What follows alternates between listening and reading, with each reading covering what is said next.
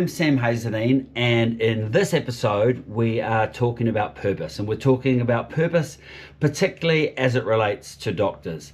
I'm joined by Dr. Dave Homewood, and I have enjoyed conversations about purpose with Dave because he is deeply considered, and he's also researched in the area of purpose.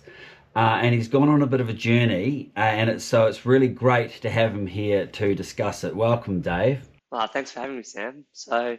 I think my journey to try and find purpose in medicine came from a place where I wasn't quite sure what I wanted to do as a junior doctor, and I think it's quite difficult to be a junior doctor when you're not sure and you don't necessarily have a direction. So I think for me, having a bit of time to really think about it and introspect and figure out exactly what I wanted from a career, what I found meaningful in medicine, and what really gave me drive and purpose was really important. I mean, that's the beauty of medicine, isn't it? There is such an opportunity to have such deep meaning in our careers, and it's worthwhile taking that time to figure out what it is that brings meaning to you as an individual. That's right. Yeah. In my research, it was over a decade ago when I was looking at doctor burnout and looking at doctors who were thriving. I uncovered something that wasn't surprising, but I found really interesting. I found that almost all doctors who were thriving, who weren't burnout, were both connected to their purpose and had some way, some ritual of keeping it front of mind. And I also found that almost all of the doctors who were in burnout had at some point had purpose. There's a common thread amongst doctors that we do it for a reason, and that big reason, is in terms of having a positive impact. But almost all these burnout doctors have become disillusioned. They've become disconnected from that purpose, and so it wasn't real. It wasn't really visceral for them. The other interesting thing I think about purpose is that if you have a conversation about purpose, you're going to have a different conversation with every single different person. There's no one formula. It's a heterogeneous topic, so it requires a heterogeneous approach. And so I think the interesting thing about today's discussion about purpose is we're going to approach it from three very distinct ways. And, as a listener or watcher, however you're consuming this, you'll see what resonates. And I think that's been one of the great things about the Well Doctor series is many things have been approached from different angles and different perspectives by different doctors, and those different perspectives will land differently. So we're going to have three different conversations today about purpose. We're going to have a first conversation about personal and social purpose, a more sort of modern day approach to purpose. We're going to have a conversation about Ikigai, an ancient wisdom, a Japanese way of approaching purpose. And we're going to have a conversation about meaning in medicine, which stems from a study from the 1940s, which is still very relevant today. So I think these three perspectives, three different ways of approaching it, are all going to be very interesting. So we're going to start with personal and social purpose. Personal and social purpose is a quite a modern way of looking at it. For most doctors, there's an element of both. Personal being that career, that financial, those family goals. Social being impact. So Dave, personal and social purpose. What does it mean to you? What's important about it? I think taking back a step before I go into that and talking about the different models of purpose, I suppose it's like lots of things in life. You go to the shops, there's not one tomato sauce, there's tomato sauces. I think if you're going to approach any complex issue, you have to have some level of granularity about it and say, look, it's not purpose. There's no one size fits all solution. It's purposes. And it's okay if someone's purpose is different to yours, because medicine's a vast and complex thing to go into. And you need people that have different things that give them meaning, and you need people who have, different things that they want to do. And that's okay. And you don't have to compare yourself to other people. And I think finding your own purpose that makes you feel fulfilled in your life and in medicine is really important. I love that perspective. It's purposes. And if we try and And you're absolutely right. If you try and put the pressure on that you've got to find this one purpose and this one purpose statement that encompasses your entire reason for being, it's probably a hiding to nothing. And that is one thing I like about that sort of thinking about that sort of personal and social purposes. They both matter.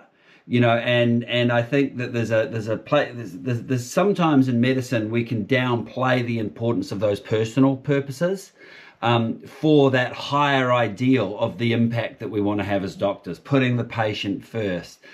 But the reality is that there's a danger to doing that, which is we all have those personal purposes. The family is important. Our health is important. Finances are important, even though we don't like to say that in medicine. These things matter, and they're almost like foundational things which allow those higher ideals. They're almost a base for those higher ideals, aren't they? You're hitting the Maslow hierarchy of needs. You need somewhere to live. You need to be able to sleep. You need to be able to eat. You need to be able to fulfill all the basic needs of your body and then your psyche. And once you've done all of that, once you've sort of fulfilled your key purpose, and once you're fulfilling your key purpose as a doctor, then you can think about, how do I make this more meaningful? How do I find my purpose? But I think if you don't get the basics right, and, some of the work that I did as a junior doctor, sometimes I felt like I didn't get the basics right because, I struggled because I felt like I wasn't particularly good at times, which I think is a common experience because you're doing a job that you don't know much about. Let's be honest, as junior doctors, we aren't particularly good. Like, it's not a feeling that we think, oh, we actually aren't a lot of use sometimes. So, let's take the pressure off.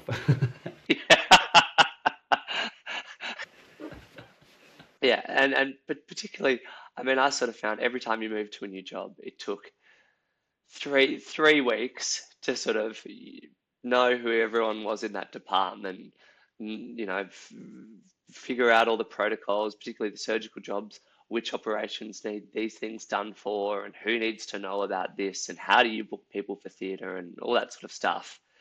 And it was constantly moving different departments, so you constantly had to learn those things again. I think it's hard really to then focus on, how is this meaningful? And I think when you have a bit more direction and you spend a bit more time in one place doing, one sort of broad job, I think it gives a lot more meaning because you can suddenly say, I know the people around me. I've got more of a community at work. I feel like I'm more part of a team. And I think that takes a bit of time, but I think then you can sort of feel personally like you're part of something and people are invested in you too. And I think that's the other thing that I struggled with in my junior doctor years is if you don't feel like people are invested in your success, it's really hard to feel like you're part of a team. And I think it took probably a few rotations in my internship until I did a urology rotation and met some really good mentors there. And I felt like they were invested in me.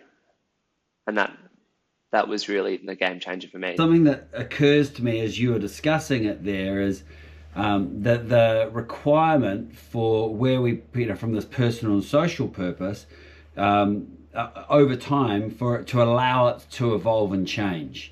There is a time to go really deep on a personal purpose, which is I want to get on a specialty training program. Nothing else matters. I get, it's okay to be like that. Balance is not always the approach in life. Sometimes it's, hyper focus. But then we also need to know where to change gears and to go, because the danger of getting too focused on one aspect of that personal purpose is that, things can start to feel less meaningful. And so, when we sort of make progress on some of those personal areas, and I think it's important in those personal areas to have a what and a why. So why, what specialty training program, why is it important? Financial, it's not just a certain goal, it's why is it important in terms of the life you might want to provide your family. Health. Again, why is it important? So that what and that why, and allow ourselves to flex through those as those purposes change and evolve. And the better we handle those personal ones, the better the platform we have for that broader social purpose. I think as you're saying that, like I can identify that with in my life, in that like at the moment I'm training for an Ironman, and that's sort of, the exercise personal goals as well as the trying to get onto specialty training is sort of ballooned out, and there's a lot of personal time, when you're doing 20 hours a week of training. You have a lot of time to think firstly, but then secondly, it takes up a lot of time. But it's probably not something that I'm going to do for much longer, because then when I go back to full-time clinical work, it's probably not going to be the time to do that. So, But I think the beauty of that is having the flexibility to go personal is prioritized right now. There's a point where you might then prioritize that social. And I think, if we think about this personal and social, it's that flexibility to evolve and to have multiple purposes that have varying levels of importance at different times. So that's one approach. That's quite a modern approach that to purpose. Let's take it back a few thousand years and focus on Ikigai. Talk about Ikigai, which is a Japanese approach to purpose.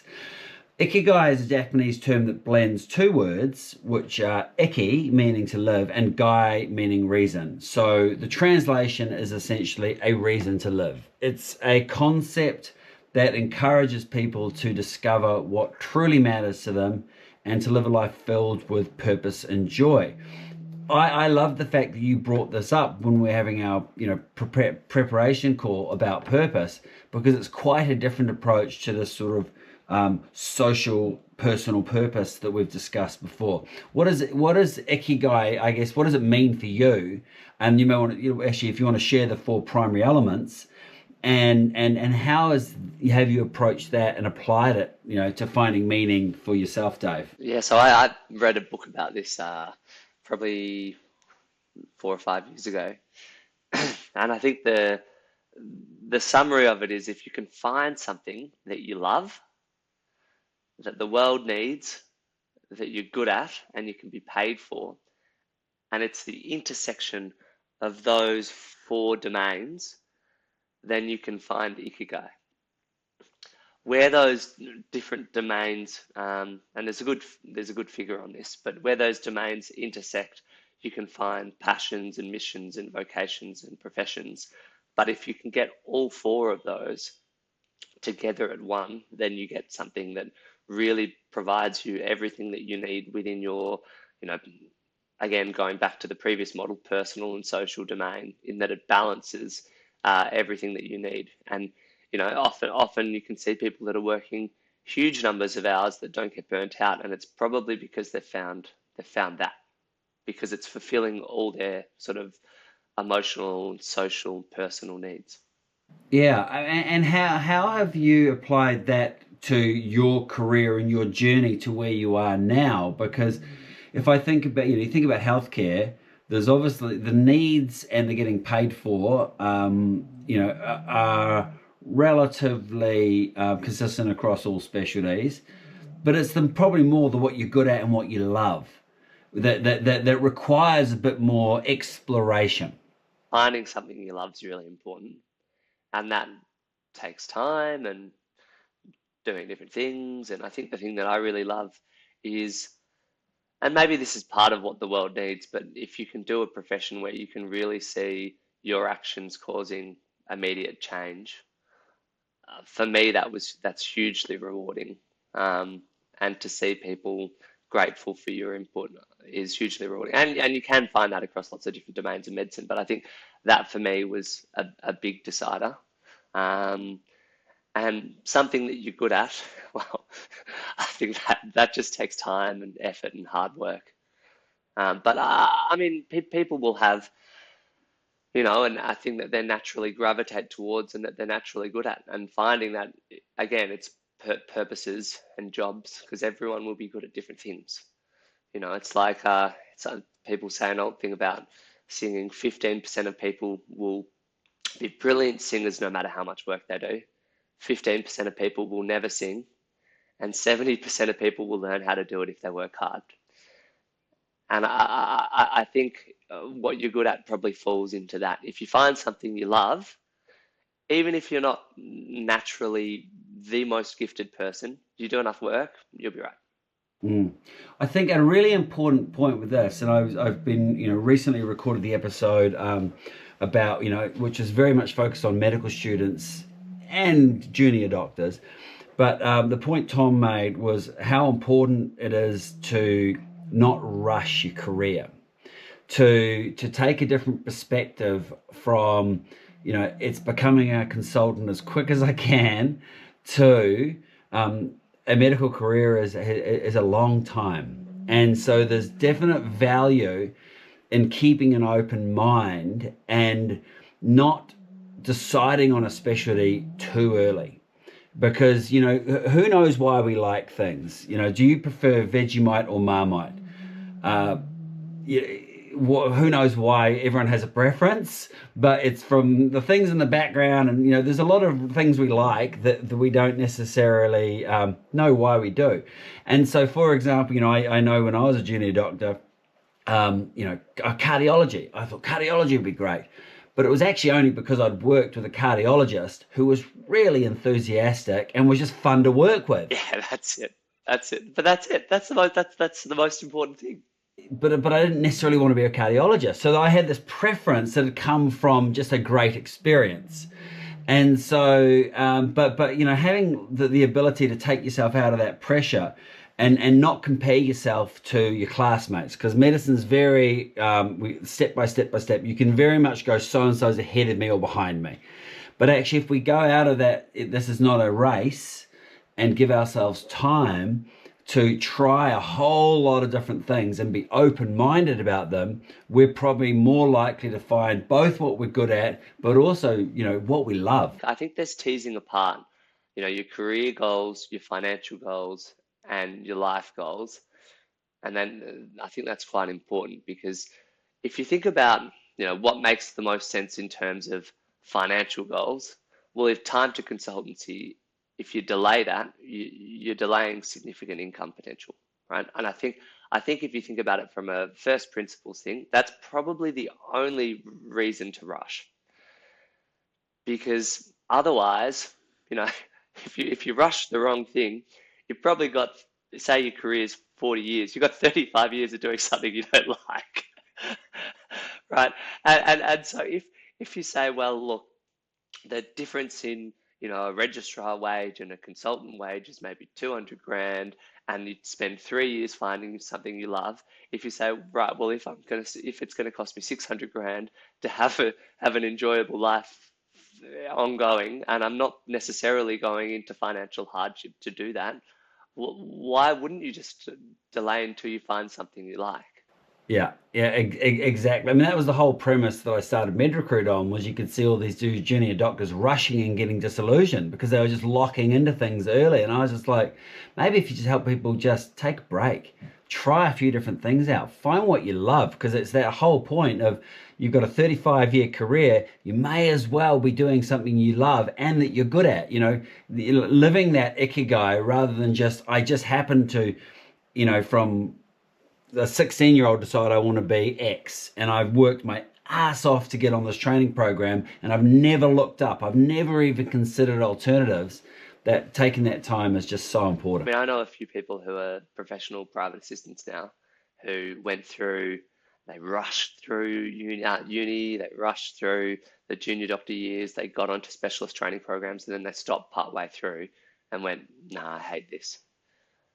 And I suppose, it might have been the career option, but they're still doing professional assisting in that, thing, and that gives them meaning, which is, not necessarily, I think professional assisting is a great thing to do, but I suppose the question is, if you'd had more time, and maybe it would have been something that, people would want to keep going on with. I don't know. Like, my thought is just,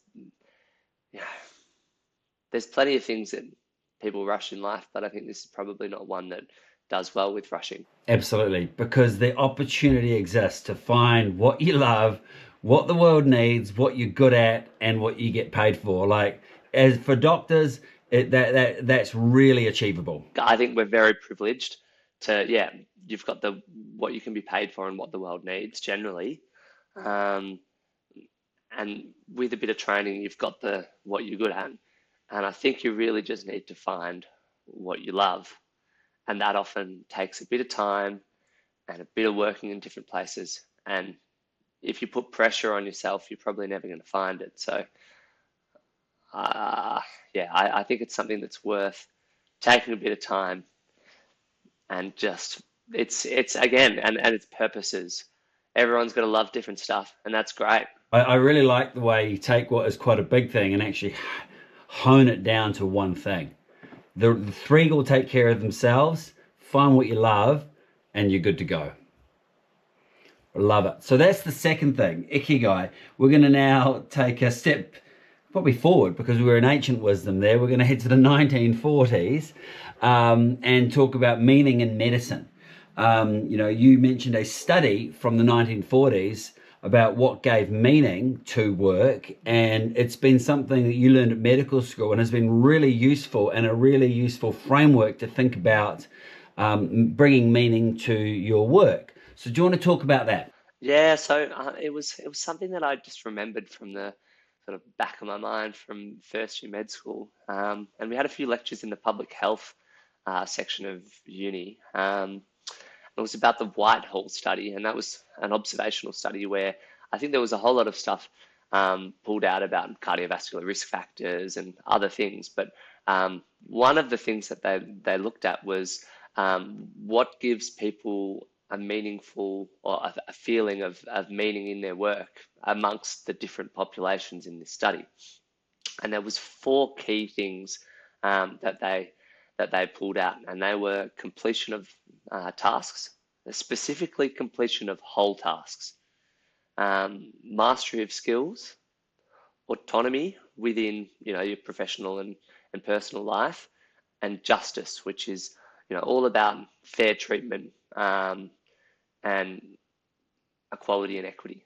What I like about this one is it's less sort of a less of a widespread sort of big approach to purpose, and it brings more of a granular day-to-day approach to how to bring purpose to the work. I think also looking through the lens of, I've just finished med school and I'm starting as an intern and I'm on the ward and I don't really know what I'm doing. I certainly don't feel like I'm in a position of mastery. Everyone's rushing me. There's a queue of allied health and nursing professionals trying to ask me to do this, that, and the other, and I can't feel like I can finish anything properly. My discharge summaries aren't any good because I'm rushing. I'm told what to do here, there, and everywhere. Everyone seems to be telling me what to do, and I don't feel like I have a sense of autonomy. Um, and less so now in Victoria because there's been some class actions, and I think there's a bit of movement on this. But certainly when I was in my junior years, you'd have to get in early and leave late and often do stuff unpaid. Um, and that sort of felt like a little bit of injustice.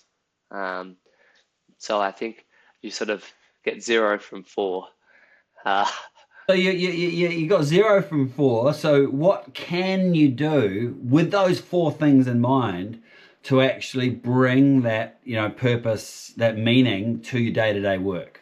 How would you suggest people use those 4 things? So for me, again, I took a bit of time after I'd done a few years and did a trip, which was really awesome, but also gave me the opportunity to do a bit of locum work where I felt like I had autonomy in terms of choosing what I was going to do, where I was going to do it, when I was going to do it. And that, I think, created a whole lot of meaning in terms of feeling like I could choose and not, be called up by medical workforce at any time saying, oh, you have to work, and having the steering wheel in my own hands to say, I do want to work or I don't want to work, was pretty meaningful at the time. I I think if you can choose, what rotation you're doing, and get a bit more time doing a single task, I think there's more a feeling of mastery because you can spend a bit more time doing things if you've also got a bit more time to, read, sit exams, all that sort of stuff. I think all of that contributes to a feeling of knowledge acquisition and mastery.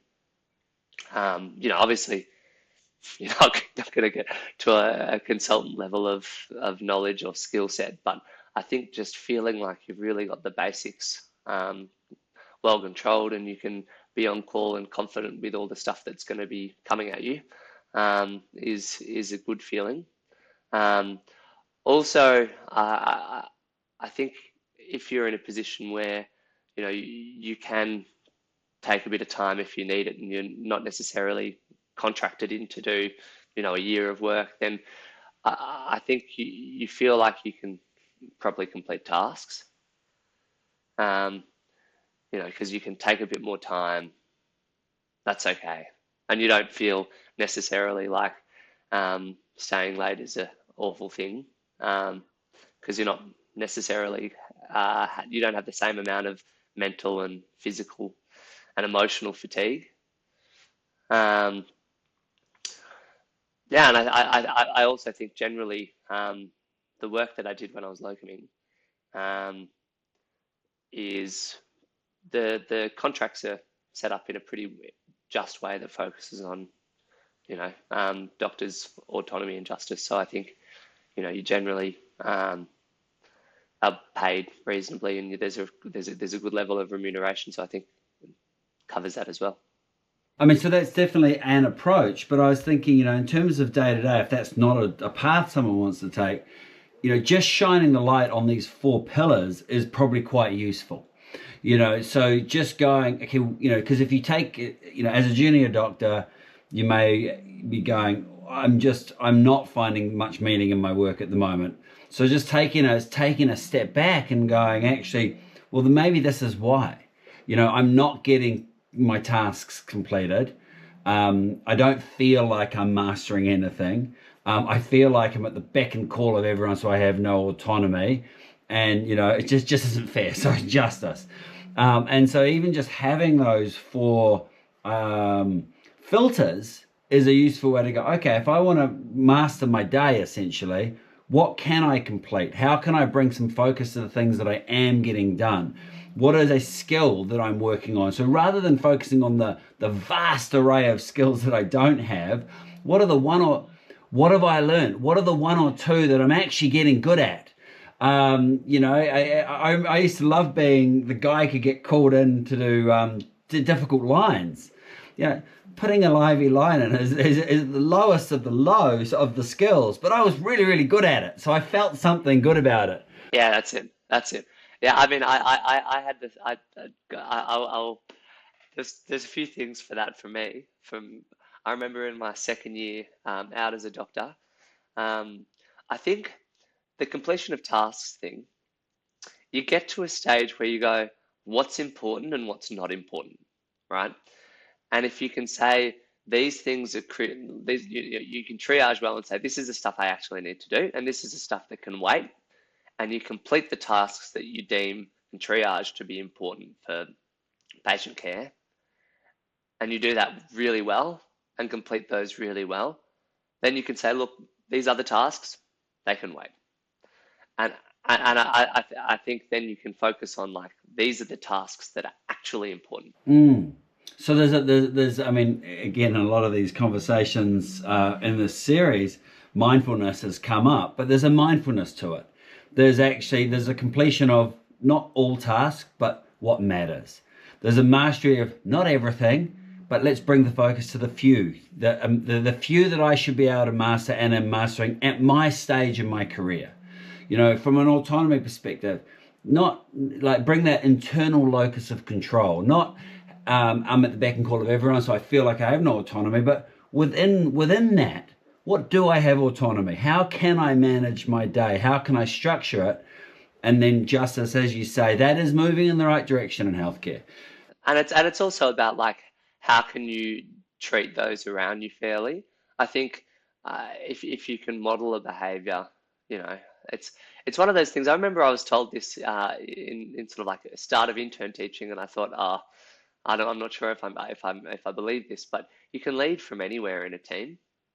And I think if you treat people fairly and justly, you know, particularly like nursing and allied health staff look to junior doctors for leadership.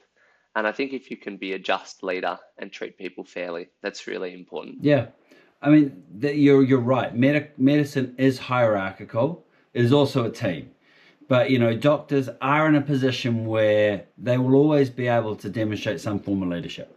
And doing it with justice, that you have that opportunity to bring meaning to that. Yeah, and I think to the autonomy, go back to the autonomy thing, within every level of doctoring that you do, there's a set of tasks that are expected for you to do independently.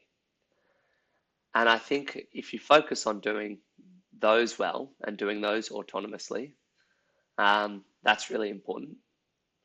And I think that was a mind shift that really changed my focus on this. So, if I said, these are all the tasks that I have to do, these are the ones that I need to, talk to my registrars, say, about and make sure that it's okay. But for these ones, I know what to do here. I'm very comfortable. I can manage them well. And I'm very happy to take responsibility and do those autonomously.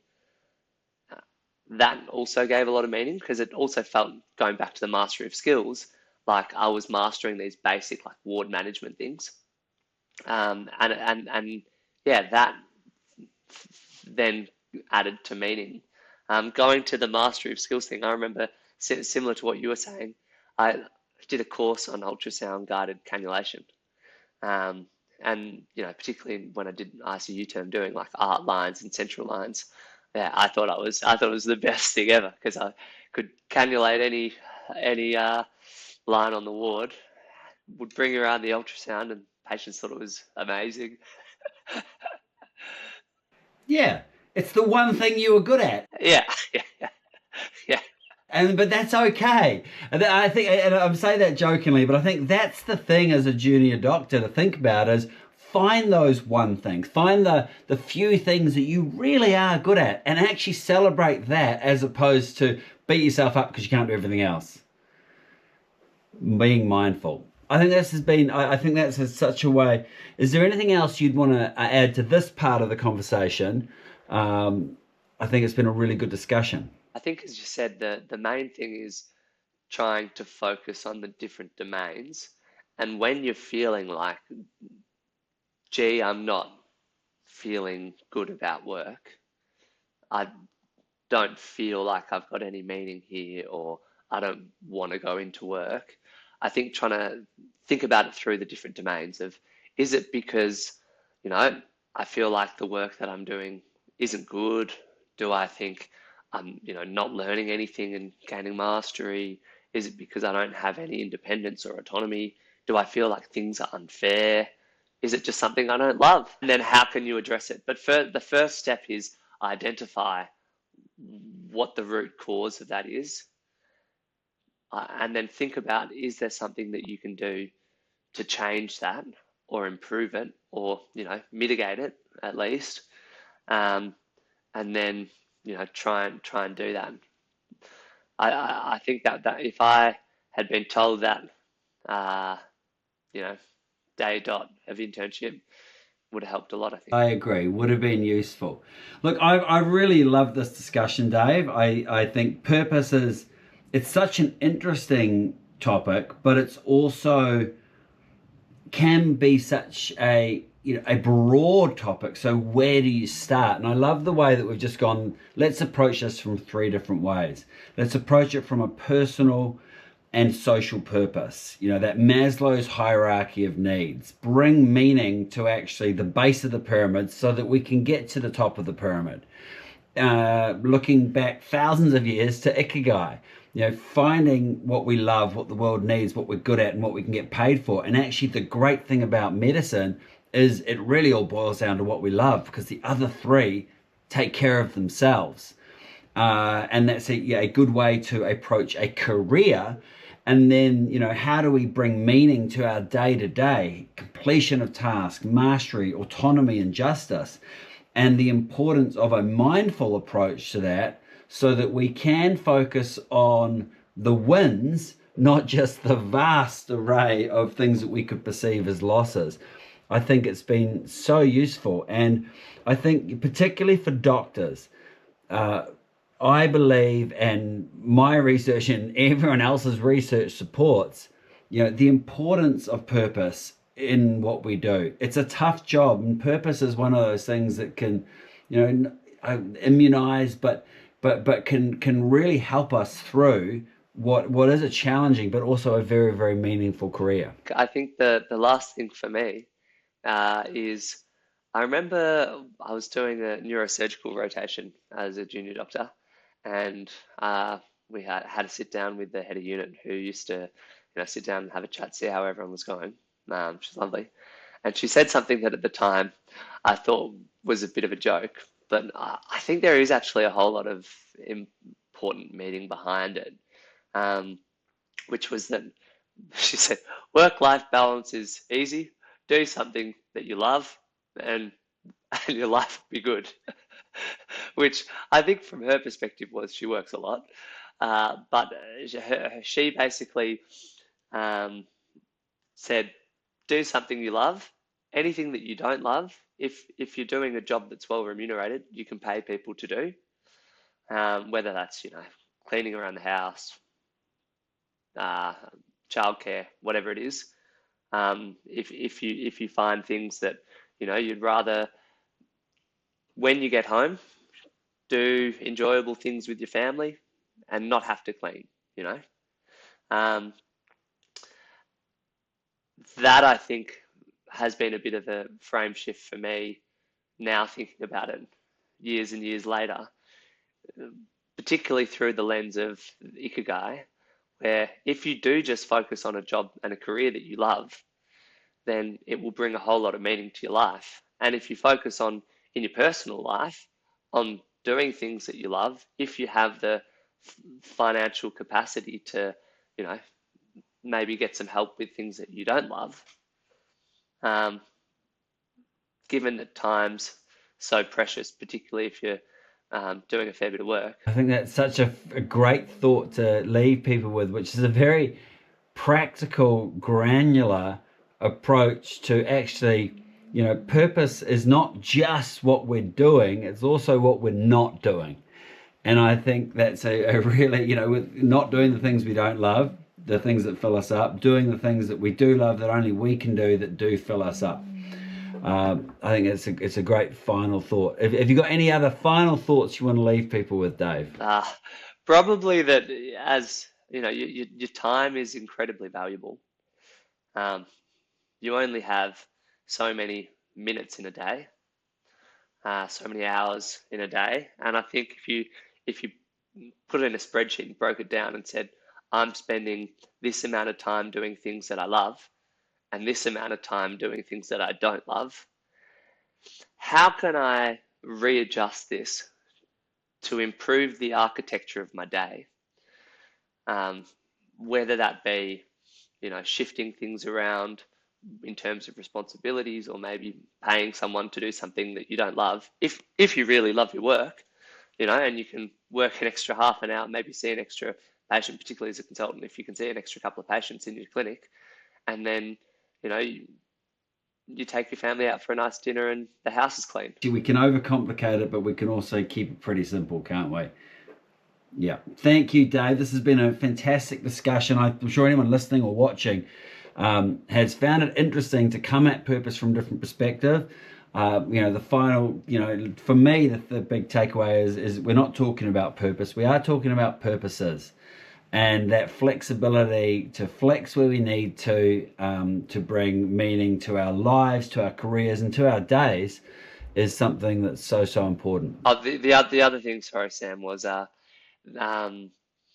one of the things that I've thought about recently is that often in medicine, we're very goal-directed people, and we focus on a path and a direction. And that's generally really good and serves us very well in terms of, you know, doing well in academia, getting onto specialty programs, um, all the goal-directed behavior that we've been sort of rewarded for.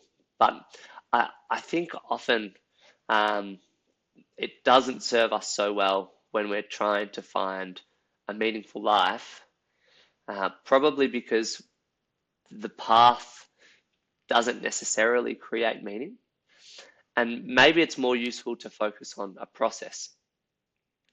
So instead of being fixed on this is the path that will give me meaning, and at the end of that path, meaning will arrive, which almost undoubtedly will end in disappointment. If you focus on, you know, this is something I really enjoy, and these are the things that are part of that process, and if I work on that process, you know, that will lead to a more meaningful life. Then if you don't get onto the training program that you want, or, you know, get the job at a tertiary institution that you want, or have a private practice that you're striving for, as long as you're fixed on the process, the specific outcomes are less important. And I think people generally, I mean, I'll talk about myself. If I'm fixed on a goal and don't achieve the goal, the emotional response is disappointment. But if you're fixed on a process, the goal becomes, you know, something that's nice, but not necessarily the end point. That's a great way to frame some of our discussion. No conversation about purpose can all about things that are out there in the future. You know, any conversation about purpose has to be about how we're showing up moment to moment, day to day, because that's all we have, and leaning into that. So that's a fantastic place to finish this and to leave people with that final thought. Thank you, Dave. I've found this insightful and interesting, and I'm sure the listeners and watchers have too.